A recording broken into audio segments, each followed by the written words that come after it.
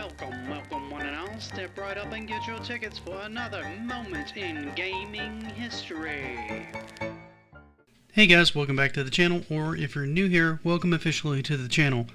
This is a series where I go into various different moments in video game history, and today I want to talk about something that's kind of old history for lack of a better word these days, and that's the secret character. You see, in the 90s, it sort of became an in thing to put characters that were unlockable or hidden encounters in fighting games and many other games, frankly. Many of them would be unlocked over time with codes that they put into arcade machines. This is commonly handled by just adding them as part of a season pass these days, but let's take a look at how it worked before all that was a thing. So if you have a moment, hang out a while as we go into the secret character. Now, the very first instance of this that I was able to find, happily enough, is a favorite of mine, Mortal Kombat. You know, the original one in 1992.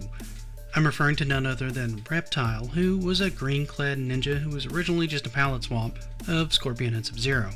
In fact, he actually had both Sub-Zero and Scorpion's spear as moves. On top of that, he moved faster than either one of those fighters.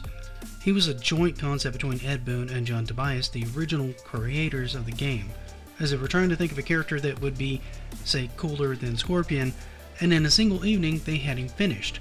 What was most interesting is how he was actually implemented.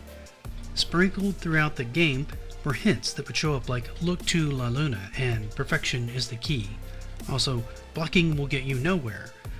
What this roughly translated to was having to get a double flawless on the pit without blocking, with a silhouette that would fly past the moon roughly, every 50 matches or so. If you did all this properly, Reptile would announce, "You have found me, now prove yourself."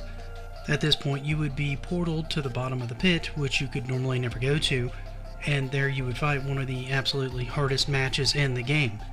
You didn't really get anything extra out of this, save a huge amount of points, and that was only really if you did a fatality on him. You got like 10 million to be exact. It was a cool marketing idea and an Easter egg to put into the game.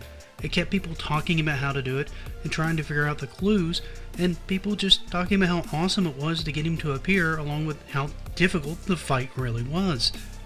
This was honestly so much fun for the players and had so much buzz about it, and it was so much fun for the developers that they would actually continue this tradition throughout the series, with many of our favorite characters like Jade, Smoke, and Ermac starting out as secret characters, along with Noob Saibot, just to name a few.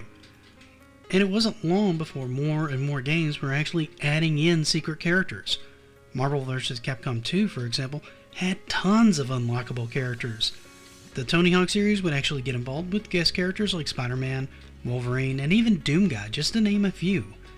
NBA Jam would actually have a number of characters that could be unlocked as well, leading us into a rather interesting and fun era of unlockable characters and wild combinations like Scorpion and NBA Jam, for one example.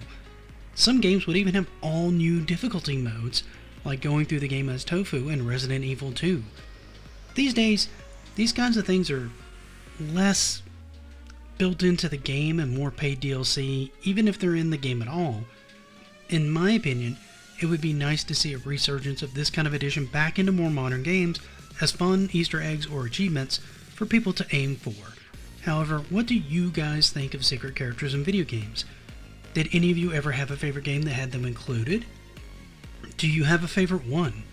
Let me know in the comments.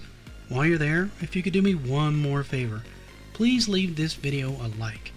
And if you haven't, consider following me so you don't miss out on any of the new content I put out. However, for now, thank you so much for taking time out of your day and spending it with me. I hope you have a great rest of your day, and until we meet again, happy gaming.